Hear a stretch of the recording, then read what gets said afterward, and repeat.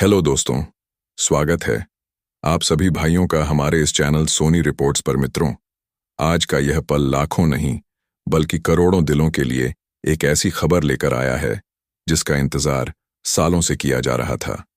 देश भर में कर्मचारी पेंशन योजना के अंतर्गत आने वाले ईपीएस 95 के पेंशन धारकों के लिए यह एक बड़ा मोड़ साबित हो सकता है। सरकारी गलियारों से लेकर मजदूर संगठनों तक, अदालतों से लेकर यूनियन बैठकों तक, हर जगह जिस मुद्दे पर चर्चा हो रही थी उस पर अब ठोस हलचल दिखाई देने लगी है। खबर यह है कि सरकार न्यूनतम पेंशन को बढ़ाने की गंभीर तैयारी में है और यह बढ़ोतरी कोई मामूली नहीं बल्कि लगभग 65-66% तक हो सकती है। जी हां, इसका सीधा मतलब है कि जो पेंशन धारक अब तक महीने में केवल 60,000 के आसपास पेंशन पा रहे थे, उन्हें आने वाले समय में 8,500 या उससे अधिक पेंशन मिल सकती है। अगर यह प्रस्ताव हरी झंडी पा जाता है तो लगभग 75 लाख से भी अधिक पेंशन धारकों के खाते में हर महीने कहीं अधिक रकम पहुंचेगी। यह फैसला न केवल उनके आर्थिक बोझ को हल्का करेगा बल्कि उनकी जिंदगी में एक नई सांस भर देगा। सरकार के भीतर चल रही चर्चाओं के अनुसार न्यूनतम पेंशन को बढ़ाकर 4,500 प्रतिमाह तक करने पर विचार हो रहा है। यह बढ़ोतरी ईपीएस 95 योजना के तहत आने वाले लाखों सेवानिवृत्त कर्मचारियों और श्रमिकों के लिए एक ऐतिहासिक बदलाव साबित हो सकती है। यूनियनों, मजदूर संगठनों और कानूनी मंचों से बढ़ते दबाव ने इस मामले को तेज कर दिया है। पिछले कुछ वर्षों में लगातार महंगाई, बढ़ते चिकित्सीय खर्च और जीवन यापन की ऊंची लागत ने बुजुर्ग पेंशन धारकों की कमर तोड़ दी है। ऐसे में यह वृद्धि उनके लिए राहत की बड़ी किरण बनकर सामने आ सकती है। आपको बता दें कि श्रम एवं रोजगार मंत्रालय ने 24 जुलाई 2025 को एक आधिकारिक बयान जारी कर यह स्वीकार किया कि सरकार के पास न्यूनतम पेंशन बढ़ाने को लेकर बड़ी संख्या में प्रस्ताव और निवेदन पहुंच चुके हैं। राज्यसभा में श्रम एवं रोजगार राज्य मंत्री सुश्री सुभाकर करंदला ने लिखित उत्तर में इस बात की पुष्टि भी कर दी है।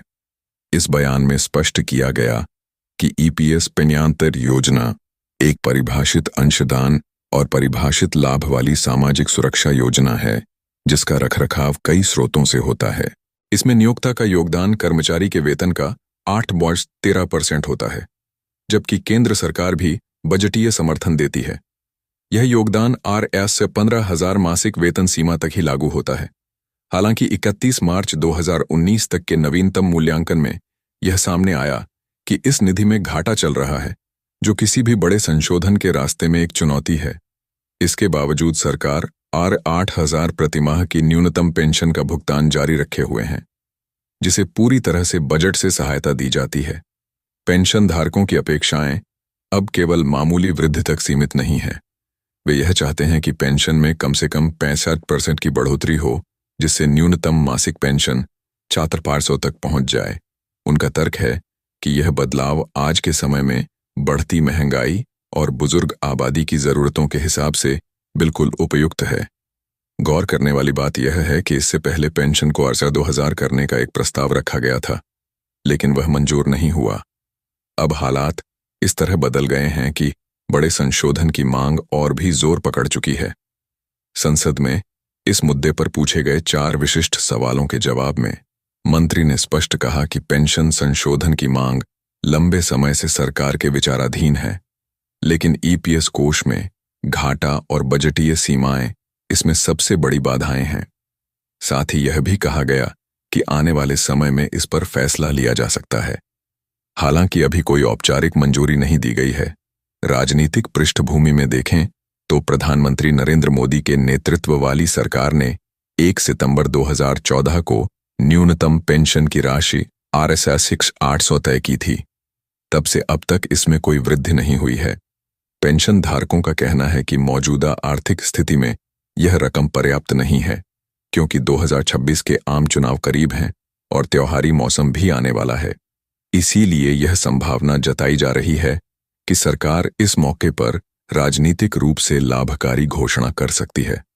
प्रस्तावित वृद्धि के तहत न्यूनतम पेंशन 8,000 से बढ़ाकर लगभग 13,200 सालाना तक पहुंच सकती है, यानी 65% की बढ़ोतरी। हालांकि अंतिम फैसला अभी बाकी है, लेकिन सरकार सक्रिय रूप से इस पर विचार कर रही है। निधि घाटा अभी भी सबसे बड़ा अवरोध है और यह भी संभव है कि त्योहारों के मौसम और चुनावी माहौल को देखते हुए निर्णय की समय सीमा प्रभावित हो। इसी बीच एक और बड़ी खबर सामने आई है। पुरानी पेंशन योजना की बहाली समेत कई मांगों को लेकर कर्मचारियों ने जबरदस्त प्रदर्शन किया है। हजरतगंज स्थित बीएन सिंह प्रतिमा स्थल पर 8वां संगठन के बैनर तले सैकड़ों कर्मचारियों ने एकजुट होकर रोड मार्च निकाला। उनकी प्रमुख मांगों में पुरानी पेंशन योजना की बहाली और निजीकरण पर रोक लगाना शामिल था।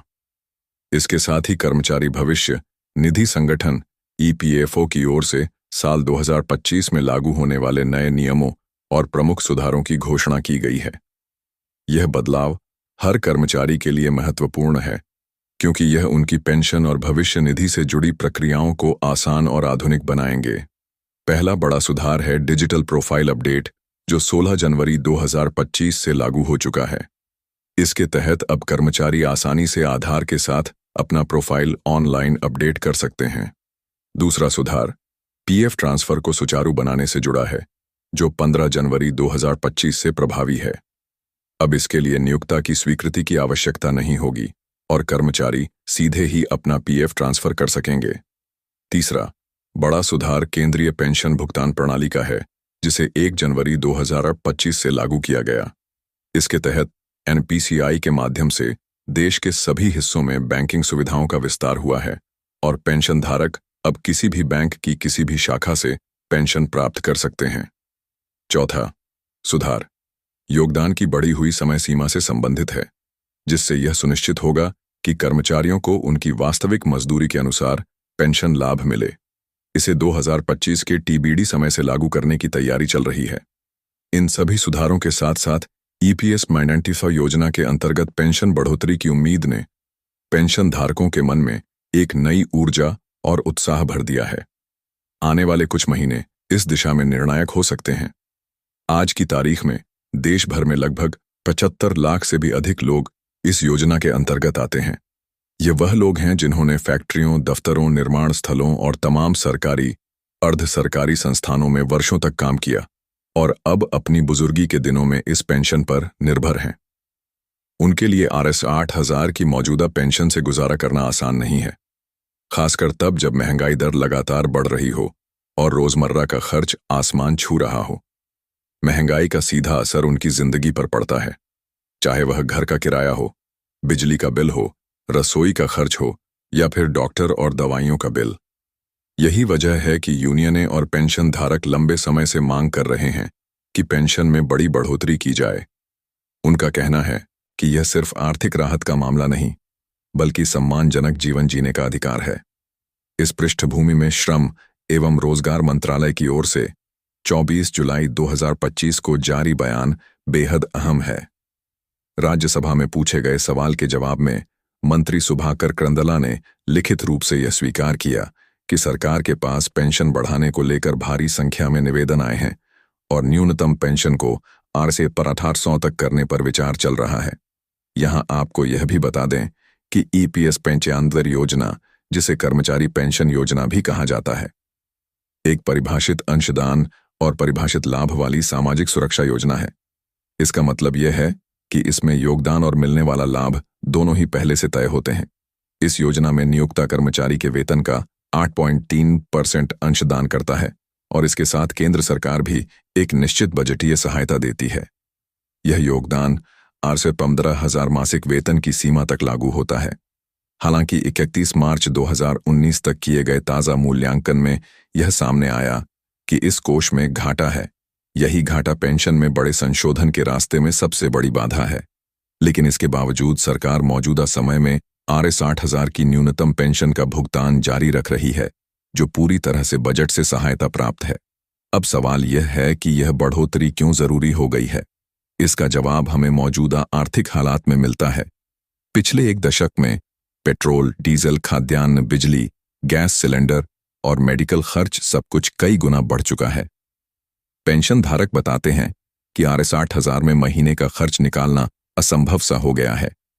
एक बुजुर्ग पेंशन भोगी जो दिल्ली के करावल नगर में रहते हैं कहते हैं, आज की महंगाई में RS 8000 में तो सिर्फ दवाइयों और किराने का खर्च ही निकलता है। बाकी जरूरतों के लिए दूसरों पर निर्भर होना पड़ता है। यूनियनों का भी कहना है कि पेंशन में 65% की बढ़ोतरी करना सिर्फ चुनावी वादा नहीं होना चाहिए, बल्कि यह सामाजिक न्याय का हिस्सा है। उनका तर्क है कि जब सरकारें कर्मचारियों की सेवा अवधि में उनके योगदान को सराहती हैं, तो सेवानिवृत्ति के बाद भी उन्हें सम्मानजनक पेंशन मिलनी चाहिए। राज्यसभा में इस मुद्दे पर पूछे गए 4 खास सवालों में यह पूछा गया कि क्या पेंशन संशोधन की मांग लंबे समय से सरकार के विचाराधीन है, क्या यूनियनों और अदालतों के दबाव के बीच इस पर जल्द फैसला होगा, क्या धन की उपलब्धता के बावजूद पेंशन बढ़ाने में बाधाएं हैं, और क्या आगामी त्योहारों को देखते हुए सरकार कोई बड़ा ऐलान कर सकती है। मंत्री ने इन सवालों का जवाब देते हुए कहा कि हां, सरकार को इस विषय पर भारी संख्या में निवेदन मिले हैं, लेकिन कोष का घाटा और बजटीय सीमाएं इसमें रुकावट बन रही है। साथ ही उन्होंने यह भी जोड़ा कि भविष्य में इस पर संशोधन से इनकार नहीं किया जा सकता। राजनीतिक दृष्टि से भी यह मामला महत्वपूर्ण है। प्रधानमंत्री नरेंद्र मोदी के नेतृत्व वाली सरकार ने 1 सितंबर 2014 को न्यूनतम पेंशन Rs 800 की थी और तब से इसमें कोई वृद्धि नहीं हुई है। पेंशन धारक मानते हैं कि आज के समय में यह रकम अपर्याप्त है। अब जबकि 2026 के आम चुनाव करीब हैं और त्योहारी मौसम भी आने वाला है, कयास लगाए जा रहे हैं कि सरकार इस मौके पर पेंशन बढ़ोतरी का ऐलान कर सकती है। प्रस्तावित वृद्धि के अनुसार न्यूनतम पेंशन Rs 8,000 से बढ़कर लगभग Rs 13,200 सालाना तक पहुंच जाएगी। यह 65% की बढ़ोतरी होगी, जो लाखों पेंशन धारकों के जीवन में वास्तविक बदलाव ला सकती है। अब बात करते हैं उस बड़े प्रदर्शन की जो हाल ही में कर्मचारियों ने किया। पुरानी पेंशन योजना की बहाली और निजीकरण पर रोक समेत कई मांगों को लेकर हजरतगंज स्थित BN सिंह प्रतिमा पर अठेवा संगठन के बैनर तले सैकड़ों कर्मचारी जमा हुए। उन्होंने नारेबाजी की, बैनर पोस्टर लहराए और रोड मार्च भी किया। उनका कहना था कि पुरानी पेंशन योजना की बहाली के बिना कर्मचारियों का भविष्य सुरक्षित नहीं हो सकता। इसी के साथ कर्मचारी भविष्य निधि संगठन EPFO ने भी नए नियम और सुधार लागू करने का ऐलान किया है, जो 2025 में लागू होंगे। इन बदलावों में सबसे पहले आता है डिजिटल प्रोफाइल अपडेट का नियम, जो 16 जनवरी 2025 से लागू है। अब कर्मचारी आधार के साथ अपना प्रोफाइल ऑनलाइन अपडेट कर सकते हैं, जिससे रिकॉर्ड अपडेट में पारदर्शिता और गति आएगी। दूसरा सुधार है PF ट्रांसफर प्रक्रिया का आसान होना। 15 जनवरी 2025 से लागू इस नियम के तहत अब PF ट्रांसफर के लिए नियोक्ता की स्वीकृति की जरूरत नहीं होगी। कर्मचारी सीधे ही अपना PF नए खाते में ट्रांसफर कर सकेंगे। तीसरा सुधार केंद्रीय पेंशन भुगतान प्रणाली का है, जो 1 जनवरी 2025 से लागू है। NPCI के माध्यम से देश के सभी हिस्सों में बैंकिंग सुविधाओं का विस्तार किया गया है, जिससे पेंशन धारक अब किसी भी बैंक शाखा से पेंशन ले सकते हैं। चौथा बड़ा सुधार योगदान की बढ़ी हुई समय सीमा से जुड़ा है, जिससे पेंशन लाभ वास्तविक मजदूरी के अनुसार तय होंगे। इसे लागू करने की तारीख अभी तय नहीं है, लेकिन संभावना है कि यह भी 2025 में लागू हो जाएगा। इन सभी बदलावों से यह साफ है कि सरकार पेंशन धारकों और कर्मचारियों के लिए व्यवस्था को अधिक पारदर्शी, आधुनिक और सुगम बनाने की दिशा में काम कर रही है। और अगर पेंशन में 65% की बढ़ोतरी का प्रस्ताव मंजूर हो जाता है, तो यह इस साल की सबसे बड़ी खुशखबरी होगी। तब तक के लिए धन्यवाद।